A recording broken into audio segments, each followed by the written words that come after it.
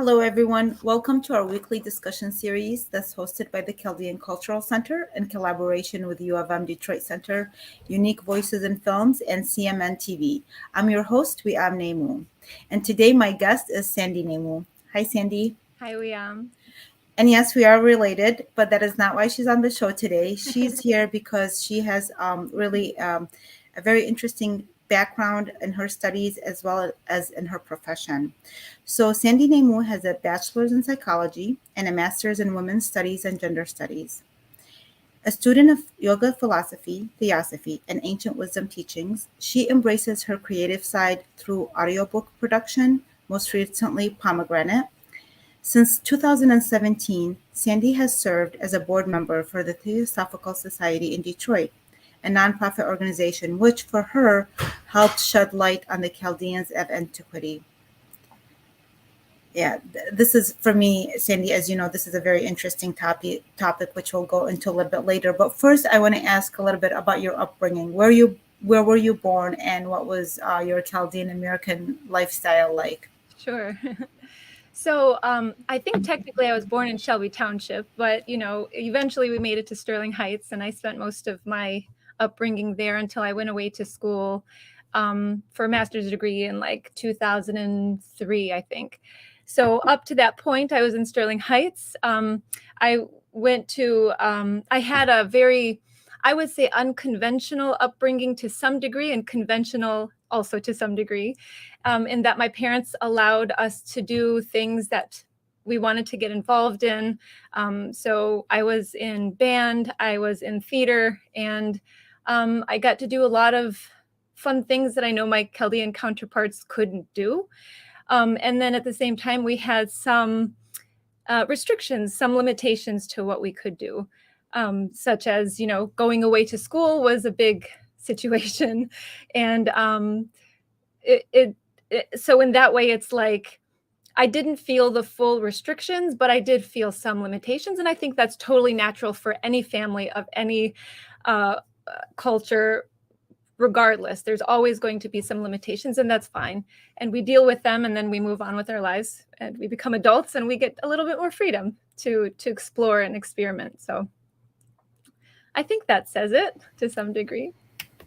Yeah, and so having that the both aspect, it feels like, did you feel like maybe this is why in your life you were able to explore certain things that maybe others have not, including your connection with the Theosophical Society, as well as even your actually even what you studied. You majored your master's is in women's and gender studies, and I'm curious, what led you to that degree. Yeah. So I started with the bachelor's in psychology, and one of the things that it's tended to be a trend in my life is to follow what I'm interested in and not try to think about what's the direct result of doing something. Now, there's some clear limits to that. I'm going to really be careful about what I do now, knowing what sort of consequence there is. But in terms of like following my interests, deciding what I want to study, it's like whether it felt right or not right is kind of how I went. So in psychology, I didn't know what I was going to do with that. And then towards the end of psychology, I had to take one last semester, general education requirement, excuse me. And it was women's studies is what I chose. And I took the class. And by then I had a lot of time to reflect, because my extended family was very different from my immediate family in many respects. And that is seeing the traditional gender roles that were being played out. And so one of the things that really made me angry growing up was, why did I have to wash the dishes? And why did all the women go here during a family gathering and all the men go here? And all the men got to have all this fun, and all the women had to do the cooking and the cleaning and all of the hard stuff. And of course, I didn't give respect to the fact that the men were actually working hard all day long, all their lives. It's like this clear, not clear, but a very unclear and biased perspective. But in that, I when I came to women's studies, I thought, it kind of expand my consciousness a little bit to get a better understanding of what it is that I grew up with. Why is our society fashioned this way? And to this day, I don't really fully focus on the thought that is in women's studies. but I ended up deciding at that point, I'm going to study it. I'm going to get a master's in it. I don't know what the heck I'm going to do with it, but I followed it. And then I ended up studying, like for my master's, I studied Chaldean Americans, second generation immigrants. I got to interview 10 women, 5 men. I used the data from the 10 women, found a lot of interesting similarities and shared experiences, and wrote about that. And then I also focused on masculinity because I'm very anti-violence. And I was kind of focusing on the areas of masculinity that propagate violence, because I don't feel like we need to go that way. So, yeah. Very interesting. So it was that passion and the anger, but and it's a proof of how you can use that peacefully. So you went and majored to better understand it rather to create than creating like any kind of chaos. You created it to explore as well as to serve. And then over the years, you stumbled across the Theosophical Society, which has had an impact on me in certain ways. It ended up led to my 13th book, Mesopotamian Goddesses. It led to me discovering so many things about women in ancient Mesopotamia, from just the interaction, being able to speak there. And it has such a good feeling and an ancient, rich feeling and energy in there. But how did you stumble upon that? I stumbled on it because of you, but how did you get, discover it, and how has it impacted your life? So I've always been seeking the truth, right? I think a lot of us we're seeking the truth. What the heck is the truth? And what is life all about? And why is it this way? And why is it that way? And how did it become this way? And so I've had all these questions in my life growing up. And, I was very involved in the church. I mean, I sung in the choir when I was in high school. And, but I just felt like there was some more to explore. And I ended up having my son in a private school. It was a Waldorf school, and the school was closing. And I felt very connected to the school. I had this like spiritual element to it, but it wasn't really clear what was going on. It just felt like they were really working with the children's souls on an individual basis, and yet allowing them to be in this environment that felt like they were cultivating deep familial relationships with each other and the teacher. And it was just so unique. And he was there for 3 years, couple of years in kindergarten, a year in first grade. And then they said they were closing after like decades of being around. So I suddenly realized like I needed to be part of the force to help try to save the school. And Rudolf Steiner, he's this Austrian individual who, lived like late 1800s to like 1925, I think it was. And that's where he actually was very involved in theosophy, and then created this other thing called anthroposophy. And so I had to read about him, because as a parent, you didn't have to know the philosophy behind the school, and neither did the children. And that was on purpose. So I started to seek it out. What is this all about? And then I ended up finding one of his books called Theosophy, and I read it. I couldn't understand it. It was like way beyond me. And I read in a few chapters, and I read through another one of his books. And I could sense that there were answers there, or at least deeper questions that I needed to follow. And so one day I was at the farmer's market where I was selling something. I've done all kinds of things, but I was selling some of my products at the farmer's market. And I asked this older man who was a friend of mine that would come, and we would just have conversation. And I'd say, I'm reading this book. Have you heard of the Theosophical Society? And I literally lived like a couple blocks from the farmer's market. And he goes, yeah, it's just down the street. And I'm thinking, what are you talking about? Like, this guy wrote this in the 1900. How could this be down the street? And it was literally like a mile from my house. So I went. I had an appointment with Mary Jo, who you've interviewed in the past. She met with me. I was going through a very difficult time in my life. And I had all these questions, and as I'm there, and she's having this perspective that's so wise and so knowing, it's like, and so understanding, so heartfully listening to me in a way that I've never met anybody who could have that sort of perception. And I'm looking around the room and I'm like, oh my God, I have that book. I read that book like 15 years ago. Oh my God, I have that book too. I read that book like 5 years ago. And so spotting out things in that space, because there's a bookstore in there, that were already in my life and that had a huge impact on me internally and externally. I knew, I felt immediately at home. And I became a member that day, and I've been studying it ever since then. And it's deepened my yoga practice in terms of what yoga really, really is, and its ancient roots, not the everyday exercise yoga that we know of. And yeah, it's my life. What year did you walk into the Theosophical That Society? was 2016 August, and it just so happened that they were celebrating their 100th anniversary that year, because the Theosophical Society, so it's an international organization, and it started in 1875 by a group of co-founders, 3 of which we know of, but then there's this big list of other co-founders, because it was, this really big nonprofit that, well, it started small, obviously, and it grew very, very quickly. Mhm. And then in 1916, one was a local lodge was chartered in actually Detroit.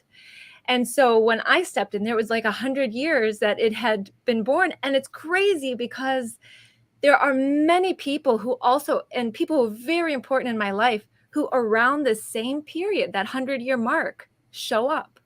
And then we end up In taking, your life, you mean? yeah, well, no, at the Theosophical Society. Oh, the Theosophical Yeah, Society. it Okay, was like that interesting. 100-year mark was important for the life of that organism of the lodge, And then your involvement led to you at some point, not up until recently, you were the president of the Theosophical Yeah, Society. well, it's crazy because it's like, when you feel like this is completely right. There's nothing wrong about me being in this space. Completely right. Nothing can like break you from it. Nothing. And so I immediately was like going to, in January, I showed up because that was, things got even crazier in my life. And finally I was like, oh my gosh, I have childcare for my kids. I can go to these evening events. My mom was able to help me more. And I start going, and it's just more and more, I get immersed, and I'm willing to pick up a little responsibility and a little responsibility. And then Mary Jo was like, well, then Here's more responsibility. there's a little bit more. And so I mean, one of the major aspects of theosophy is service. So like meditation, study, and service. Those are the 3 major things that of Meditation, study, and study and service. service. Yeah. And so like all day long, this is the work that I do. And it's not paid, it's volunteer work. But Right. so That's why I'm so impressed. I was impressed that, with the dedication, because I know one time I was trying to write an article and I met with the board members. And given their backgrounds, I mean, everybody involved is very busy, and yet they had devoted so many years and so much time. And the thing is, Sandy, over the years, so I didn't know much about it, but again, because you invited me to speak there a couple of times, and then I started learning more. But the other thing that really caught my attention is that once in a while you would send over a book that had something to do with Chaldeans in the Theosophical Society. They were books that I had never heard of. I didn't know. And I thought, why are they talking about the Chaldeans? Where's the connection there? And how is it that it's in the Theosophical Society's library, but I haven't seen it in any other library? What is the connection there? So I really want you to share that, because I started understanding more about the connection, the philosophy as well. And one of the books that I have now in my library because of your suggestion is uh, the Chaldean Chaldean Book of account of Genesis. Genesis, Yes, or the book of Chaldean Book of Genesis. Yeah. So it's available as a PDF for free. But I ended up getting it because I thought this is a very, very important book, which now when I show people in the museum or talk, I don't think that, aside from you, because of course you introduced it to me, but that when I bring it up, I've never had somebody say, a Chaldean never has said that they heard of it, or anybody interested in the Chaldean culture. So I realized that the wisdom behind that establishment goes beyond just a particular culture or a particular. So can you share your thoughts on how are these books, and how is that recognition and honoring of Chaldeans in the Theosophical Society exist? Yeah, great question. So, theosophy itself, just to clarify, it isn't like a religion per se, and it's not dogmatic. So, basically, anybody from any religion can also be a theosophist, can also engage in the world in the kinds of ways that I've, already mentioned. And it actually comes from the Greek word, two words, theo or theos and Sophia. So theos meaning divine or God, and Sophia meaning wisdom. So theosophia is what we're talking about here. And so when you're talking about wisdom, it isn't like the same as knowledge that you might find in a book.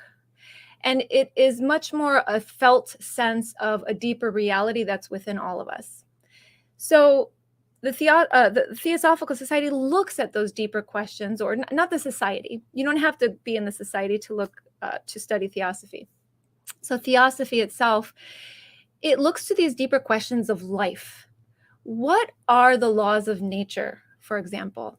How are we all connected? And can we come to a sense of real deep felt sense of unity and connection with all other beings, all other humans, regardless of what culture they come from, what religion they follow, what is the color of their skin, which is like, this soul doesn't have a color. So it's like trying to get to the deeper realities of life. And in doing so, you can't pretend that certain civilizations didn't exist. Instead, you look to those civilizations to see how did they take part in the human story?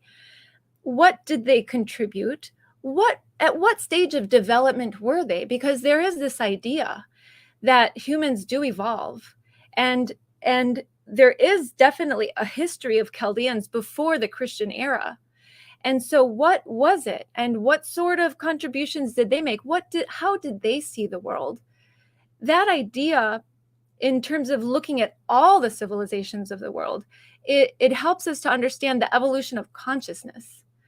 And through learning, we just get this bigger sense of reality, right? Because the mind can be very, very limiting, and we can tend to put everybody in boxes, and we want to pretend that Chaldeans are this way just because they are this way now, but they're not, because, well, they come from a lineage. We all come from the human lineage, but the human lineage has so many different roots. And so going into them and looking at what the book of Chaldean Genesis, G.R.S. Mead, I think, is the author. I recently was looking at the Chaldean oracles. He wrote that as well. I mean, there's so much wisdom. Also, Helena Blavatsky, she's one of the founders of the Theosophical Society. And you were explaining to me earlier that, because I felt like seemed like she had a bigger role. So I thought she was the founder, but she's the co-founder. But because of the literatures that she wrote, which, can I read this from Yeah, please. The Theosophy World?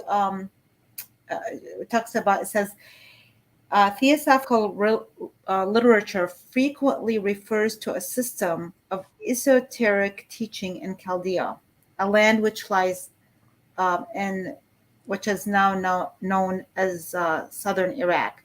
But then it says, Helena Blavatsky makes very frequent reference to Chaldea and the Chaldeans, both in her SD and other writings. She suggests that the Egyptians were taught by the Chaldeans and that the ancient Druids were akin to them in their beliefs. So after I was introduced to some of the work that you introduced me to, I quoted a lot of it in my book, Mesopotamian Goddesses.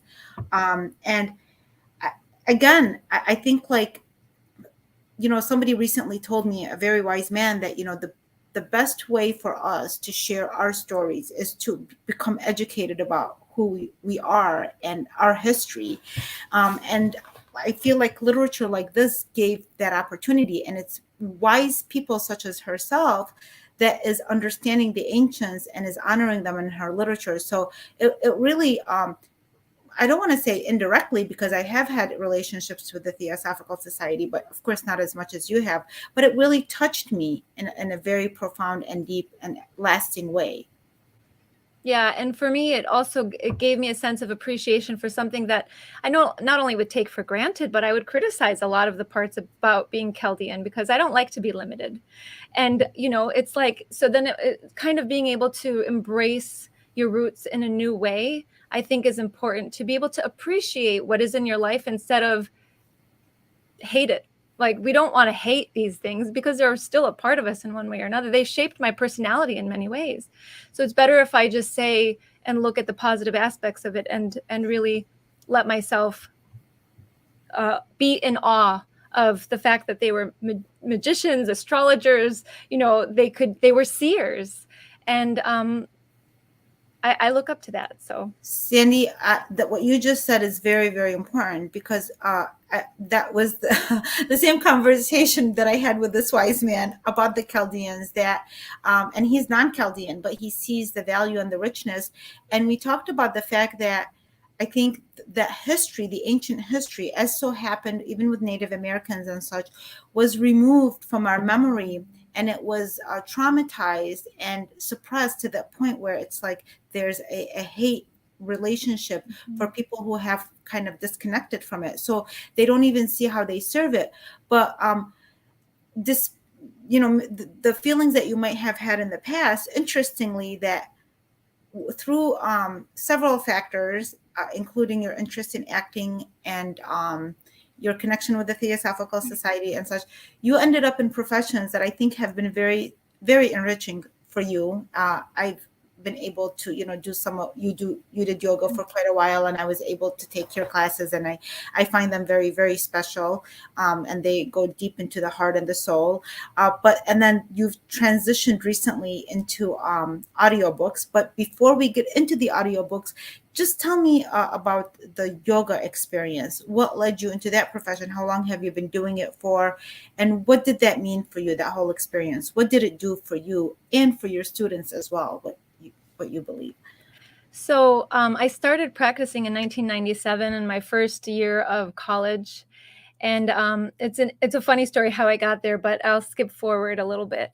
And for me, I was finding that my body was more energetic and my mind was more focused and concentrated. And so I was utilizing it for that, which I would say is a very physical and also mental and emotional, because it calms your mind so you can focus better. It calms your emotions so you can focus better. And concentration is actually super important when we're starting to move towards meditation. So eventually I'm practicing for decades and for a really long time at least. And then in 2010, I had a baby who he had a heart defect and a blood complication. So he passed away after he was just a few days old, a little over a week. And that what I had already started cultivating through yoga, it saved me from falling, because there's a lot of people who go through trauma and they fall, and I wasn't even close. I mean, I experienced that as a very, very important event of in my life, and yoga was the thing that I went to help me, to help bring me back, to help feel a deeper sense of myself. So after that, I suddenly felt I never wanted to teach before. I never thought I would. I thought you, in fact, had to be like enlightened to be a yoga teacher, which is totally ridiculous. And then I ended up realizing that, what, there was something happening and I don't know what it is. So I want to find out, and I want to teach yoga too, because I feel like this is a need, and people can really heal from this practice. And so I ended up going into teacher training. I ended up teaching, and then I found myself teaching in the corporate world, which is where I really, really felt I had reasons, I had a history with that, and I just felt this was the right answer. So I taught for GM for like 8 years, and then I had many classes with them through the years, and the demand was very high. And people would literally go to work because they wanted to take their yoga practice that day when they could have stayed at home. So I ended up finding that I asked myself, what is it? What is it about it? And, over the years, I've realized that it's a practice of awareness. And we often get crazy. We have anxiety, we have anger, we have all these crazy emotions. We're not able to think straight. We can't focus, because we're not really in touch with that ever existing awareness that's inside of us, because all these things are changing. My body's always changing, my emotions are always changing, my mind is always changing, but my awareness is ever present. It's just a matter of where is my awareness located. And when you do that, you start to experience that, oh my gosh, I'm not even my personality, I'm not all these thoughts that keep going, and you start to not identify with that. And I think that's really what's going on when we're practicing physical yoga. But eventually I wanted to move away from that. And I started to feel like there was something else I was supposed to do. And that's when I put out an email and I said, I'm not going to be teaching all these classes anymore, everybody. And then I'm just going to Just like that. Like, well, no, it was like years of like, something's missing. And then finally it was like, I went through this deep exploration, like, what is it that's missing? And that's another story about audiobooks. But then I put this thing out and I said, I'm not going to teach anymore. And like the next day, HAP contacts me and says, we'd like for you to teach to our corporate clients. And I was like, what the heck? I can't get away. And then I realized, well, you know what? There must be a reason for that. I must be still required there. So I'm going to do it. And now I'm going to also be going back to GM because they had to stop with COVID, but I'm going to be going back in August. So I still feel connected to that world. And yeah, I'm not sure how far you're going to be able to run away from it, but I know I want to share a true story that there was a movie, an old movie that's 1978. It's called Midnight Express. It's a true story about a backpacker who was visiting Turkey, and then they caught some, like, I think they caught him with some weed at the airport, and anyway he had to serve life in prison. He was able to escape, but the whole point is the whole way that he survived was through yoga. He just practiced yoga in order, because of all the craziness and everything that he had to mentally. That's how he sustained himself, and that's what gave him the energy to go on for, I don't know, it was like decades that he was that he had to survive that way. So now when you said something was missing and you shifted to something else, what was it that you shifted to, how, and then what led you to actually, I'm not going to ask what led. I'm so happy that the whole whatever led to you being the narrator for Pomegranate, which is, the book and the script and the movie and everything.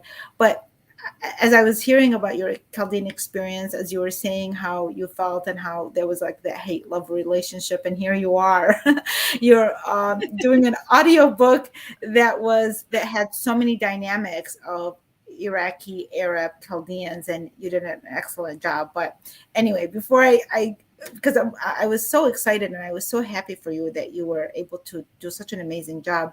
But what led to that? And I think all these things that we just talked about prior really formed you as like your personality. When you talk about the psychology of it, the connection with the women as well as the men, I really appreciate how you honor both sexes.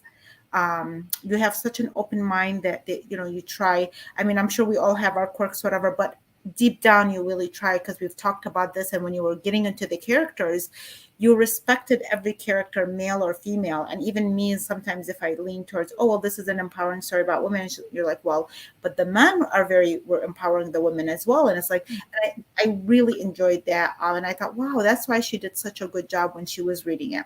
So please take us to the experience that led to that. And I want also, because this is important for viewers to see that when they are making a shift of something, that it's okay, and how they could succeed at it. Where do I begin? So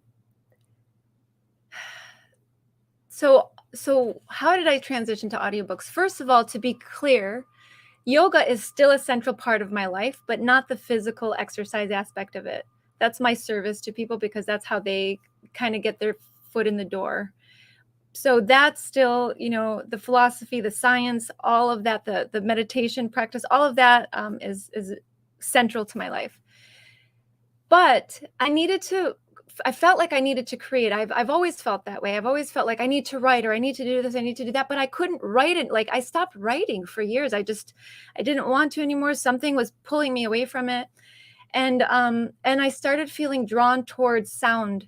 I started to realize how ingrained sound is in terms of my response to the world. Some people are focused on light, I would say, like people who are really focused on like color and light, like visual art. And then there are people who are much more attuned to the sound, the art in sound. And sound was a big part of it's a big part of my morning practice, my life. But I didn't have peace with my voice. And in fact, I watched this video last summer that brought me to tears, where I was a little girl and my dad's asking me a question in the video, and my sister is being really entertaining and super fun. And then I was like this little withdrawn girl who could barely make sounds from her mouth when he's asking, "How are you today?" And I'm like, "Fine, fine," just. And so through the years, in the last 5 years, I started to embrace creating vocalization, and I started to like make more effort in like training my voice in one way or another. I've never been a singer, but like I do it for my spiritual practice. And so with that, I started to kind of reflect and go into this idea of like, well, what is it? What is the missing thing? And so I started to look at my old journals. They came to me in a weird way. They were at my mom's house. And suddenly I have this stack of journals at, high school and college, all this writing. And I would go through, and I just started to really observe, who is this person? Who's this personality? And what did she want and why? And I just tried to distance myself from it. Just like I'm looking at a distant friend or just a subject of study. And I started to realize like I really, really loved theater. I was in high school theater and it meant a lot to me. And there was a moment where that kind of got cut short once high school was, when high school was over. And so that was missing suddenly. And I saw that actually like drained my veins through the years. There was this element of expression that was no longer a part of my life. So in all of that, I started to reflect. When I was in sixth grade, my first audiobook, actually, you don't know this story.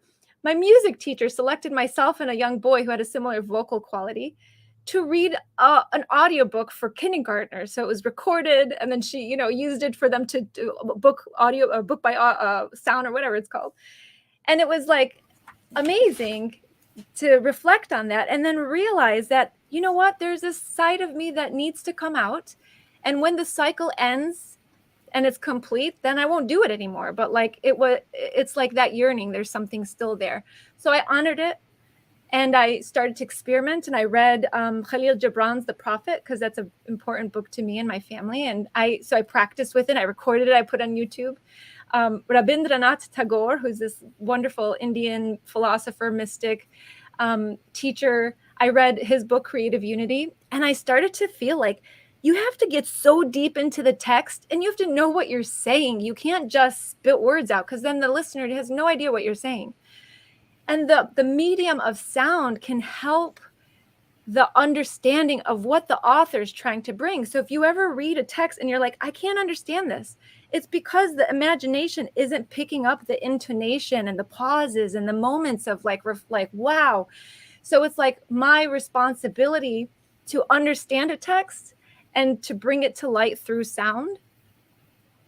It's a spiritual practice in itself. And so I don't know. It's wonderful. And I'm going to share a little something to wrap this up, to show how also from my perception that you reached out to me. We found an old email that's not even a year old.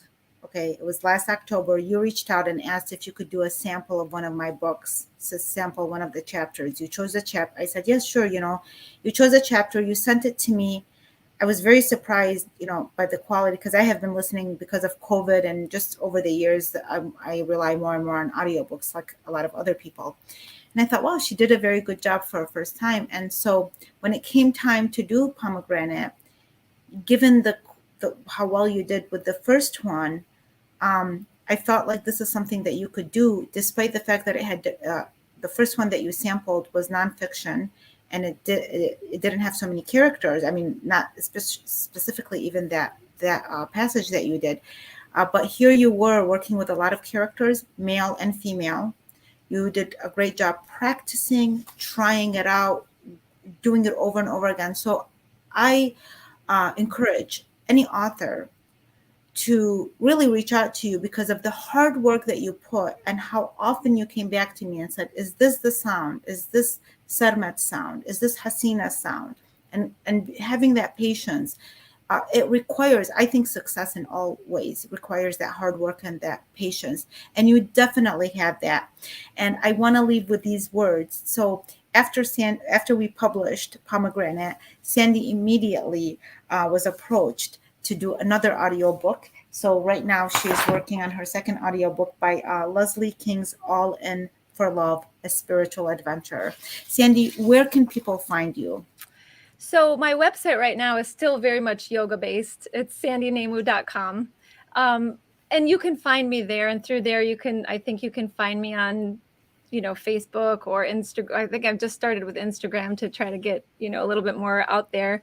But yeah, it's sandynaimou.com or creativeenergyyoga.com. It'll take you to the same place.